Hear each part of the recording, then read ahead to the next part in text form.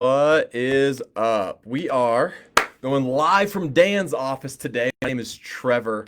I am the elementary pastor, and I just gotta say, while we're getting started with this, my goal is to get you in and out. But today, I'm breaking in a new hat, and all I gotta say is this: kids camp is gonna happen in July, and I start the writing process today. And so, this hat that I'm breaking in is just a helpful little insight to what's going on with camp. So.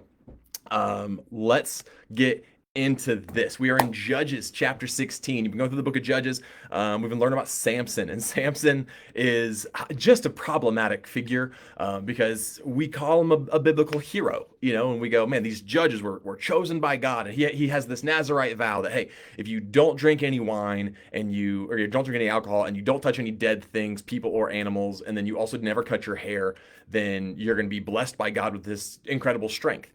And then he just proceeds to just do all the things wrong while still being in this vow with God. And so in chapter 16, let me backtrack. In 15, we just watched him murder like thousands of Philistines. Okay, they are the bad guys. He's fighting them, and he like picks up a dead donkey's jawbone and he murders him with it. Okay, he's just ridiculous. He gets to the next chapter, chapter 16. And it says that one day Samson went down to the Philistine town of Gaza and spent the night with a prostitute. Word soon spread that Samson was there, so the men of Gaza gathered together and waited all night at the town gates. They kept quiet during the night, saying to themselves, when the light of morning comes, we will kill him. This is important to note that, like I said, he just killed like 3,000 guys, like just the other day.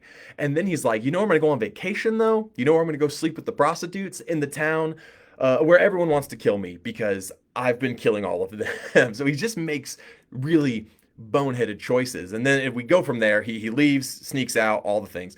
But we get to now Samson and Delilah. And this is probably the most famous part of the Samson story, which is where in verse 4, it says he falls in love with this woman named Delilah. And long story short, you can read it here. I'm going to read a little bit of it, but not most of it.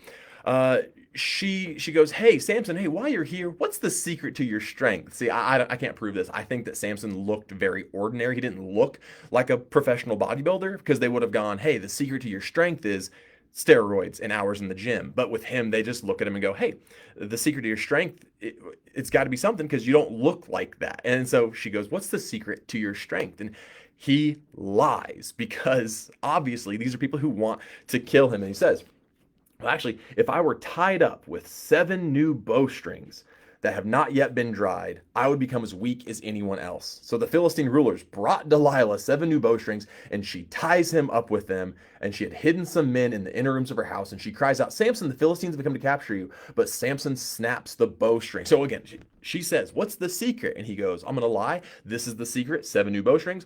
And then she ties him up with the bowstrings. This should be a red flag. Like, hey, this girl wants to kill me. But this happens like 3 more times. He goes, hey, she gets mad at him. She goes, you've been lying to me. Now tell me how I can tie you up securely. And he goes, okay, tell you what, if you tie me up with brand new ropes that have never been used, I'll become as weak as anyone else. Again, it's a lie. Same thing. She ties him up. He breaks free. She goes, you've been lying to me. He's like, duh. Okay. He says, well, tell you what, if you were to weave the 7 braids of my hair into the fabric on your loom and tighten it with the loom shuttle, I'll become as weak as anyone else. And guess what? She does that again. And then what I love is this. So again, this girl is trying to kill him, and she's inviting the bad guys into her house to kill him. And he continues to stay with her. He does not break up with her. He does not leave. And he says, finally, in verse 16, I love this. He goes, she tormented him with her nagging day after day until he was sick to death of it. So finally, he shared his secret with her. And he said, my hair has never been cut. I was dedicated to God as a Nazarite from birth. If my head were shaved, my strength would leave me and I would become as weak as anyone else. And so while he's sleeping, she shaves his head. Which, by the way, how hard of a sleeper is this guy? She shaves his head. She invites the Philistines in, and then he is kidnapped. He has his eyes gouged out, and then he's forced to push a grain mill, which is it's a chore reserved for animals. It is, they would put donkeys or horses on the grain mill and have them just walk in a circle, and it would turn grain into flour, and then you would make bread with it. And so what I want to say is this. The big question I always had growing up was like, how in the world did Samson not get out of there? Like, hey, If someone goes, "Hey Trevor, what's the secret to all of your strength, all of your success?" and I tell someone a lie and then they immediately use that against me, I don't trust that person anymore. So why in the world does Samson stay? And I think it's this. Now, again, we're going to translate this to our lives. I've never once had someone attempt to murder me 4 times, especially not my wife, but there is this element that sin, I'm going to say this, sin binds us, blinds us, and it grinds us down. Okay. It says that Samson was tied up. She was bound. He was bound by Delilah. It says that when the Philistines captured him, they gouged his eyes out and literally blinded him so he could not see anymore. And then they put him on the grain mill and they forced him to grind and grind and grind for the rest of his life. Now, at the end of this story, he does ask God, his hair starts to grow back, and he asks God for one more feat of strength, and he uses it, and he pushes down the walls of this house where they're having a party, and he kills, again, thousands of Philistines. But the point here being, how many times do you wake up in a day and you wake up and go like, I'm going to sin today. This is what my goal is today. Never. That's not how you wake up. Like I think about when you hear about people who have affairs. Like you don't wake up one day and go, "Oh, it's a good day to have an affair. It's a good day to cheat on my wife today." Like what happens is you start with having a conversation with someone that you know, someone you work with, someone at the gym, someone on Facebook, an old girlfriend or boyfriend. You have this conversation, you go, it's not that big of a deal. And then you slowly go deeper and deeper into that until all of a sudden you look back and you go, how in the world did I get here? Well, it's because you were either, you past tense, binded, bound. It's binding, blinding, or grinding. And you get to this point where you look back and go, man, where did this come from? Samson didn't wake up one day and go, I'm going to let Delilah kill me, or trick me into being killed. He went, hey, I'm not supposed to touch any dead animals. And so I'm going to go and eat honey from this lion carcass. That's another thing that happened in a previous section. And he goes, hey, I'm going to kill the Philistines, but I'm going to use this donkey's jawbone, which he's not supposed to do. Hey, I'm going to go spend the night with a prostitute in Gaza, which again is where the bad guys are living in this story. Like he is doing these things little by little that get him into trouble. And we can do the same thing. Bank robbers their first crime is typically not robbing a bank.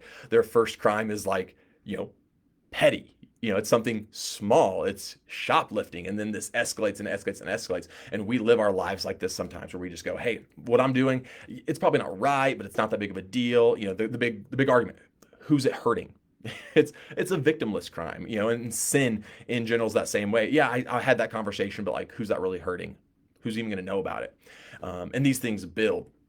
And so what I think we should always be in a good habit of doing is asking the question, man, where are we, bind, blind, or grind? Where is sin holding us somewhere that we don't even know about, we don't even recognize, or we do recognize and we just think it's not that big of a deal?